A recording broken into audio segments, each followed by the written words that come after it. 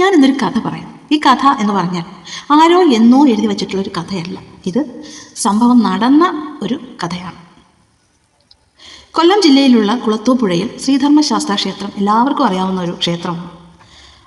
വിഷു ദിനത്തിൽ അല്ലെങ്കിൽ അതിനു മുമ്പ് ഇവിടെ ഉത്സവമാണ്. അപ്പോൾ ഈ വിഷു ദിനത്തിൽ പല സ്ഥലങ്ങളിൽ നിന്നായിട്ട് ഉള്ള ആൾക്കാർ ഇവിടെ എത്തുകയും കണി കാണാൻ ക്യൂ നിന്ന് എത്തുകയും ചെയ്യുന്നൊരു പ്രാധാന്യമുള്ളൊരു ക്ഷേത്രമാണ്.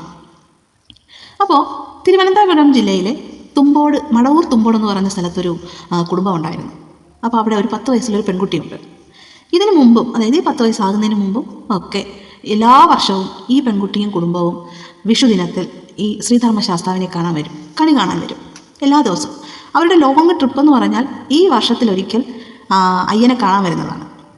അപ്പോൾ അതിൻ്റെ സന്തോഷം വേറെ തന്നെയല്ലേ. അങ്ങനെ ഒരു 2-3 വർഷവും കൂടിയൊക്കെ അന്ന് കടന്നു പോയതിന് ശേഷം പിന്നെ അങ്ങോട്ടുള്ള വിഷു ദിനത്തിലൊന്നും ഈ കുടുംബത്തിന് വരാൻ പറ്റാത്തൊരവസ്ഥയായി. ഈ കുട്ടിക്ക് പങ്കെടുക്കാൻ പറ്റാത്തൊരു അവസ്ഥയായി. കുട്ടിക്ക് ഭയങ്കര വിഷമമായി. കുട്ടി മനസ്സാരെ പറഞ്ഞു, ഭഗവാനെ, എൻ്റെ പൊന്നയ്യപ്പ, എനിക്ക് ഇനി ഭഗവാനെ കാണാൻ വിഷു ദിനത്തിലൊന്നും വരാൻ പറ്റത്തില്ലല്ലോ, എനിക്ക് വളരെ വിഷമമുണ്ട് കേട്ടോ എന്നൊക്കെ ഇങ്ങനെ പറഞ്ഞു. കാലങ്ങൾ കടന്നുപോയി. കുട്ടി ഒരു കല്യാണപ്രായമൊക്കെ എത്തി. പല സ്ഥലങ്ങളിൽ നിന്ന് വിവാഹ ആലോചനകൾ വന്നു തുടങ്ങി. അതൊന്നും അങ്ങോട്ട് ശരിയാവുന്നില്ല. ഒന്നുകിൽ ജോലി അല്ലെങ്കിൽ മറ്റെന്തെങ്കിലുമൊക്കെ.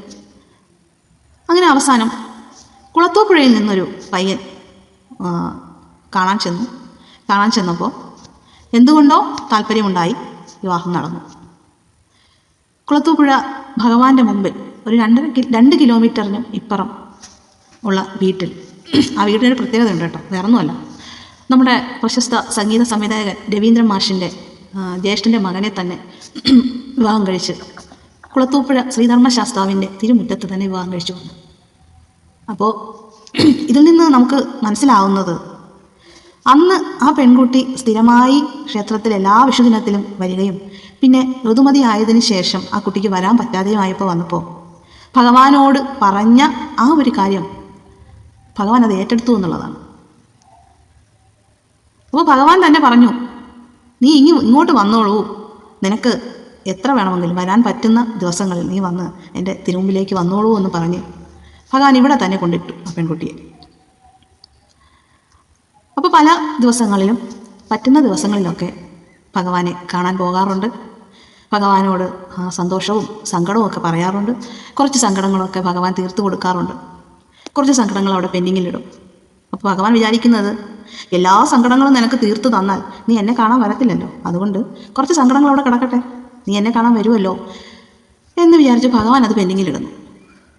പക്ഷെ എന്നാലും ഭഗവാന്റെ മുമ്പിൽ പലപ്പോഴായിട്ട് പറ്റുന്ന സമയങ്ങളിലൊക്കെ പോകാറുണ്ട്. ഇത് വേറെ ആരുടെയും കഥയല്ല കേട്ടോ, ഇത് എൻ്റെ സ്വന്തം കഥ തന്നെയാണ്. അപ്പോൾ എല്ലാവരും ഹാപ്പിയല്ലേ? അപ്പോൾ ഇതുപോലുള്ള സംഭവങ്ങളൊക്കെ നിങ്ങൾക്കൊക്കെ ഉണ്ടെങ്കിൽ നിങ്ങളൊന്ന് ഷെയർ ചെയ്യൂ കമൻറ്റ് ബോക്സിൽ. പൊങ്കാല ഇടാനൊന്നും വരരുത്.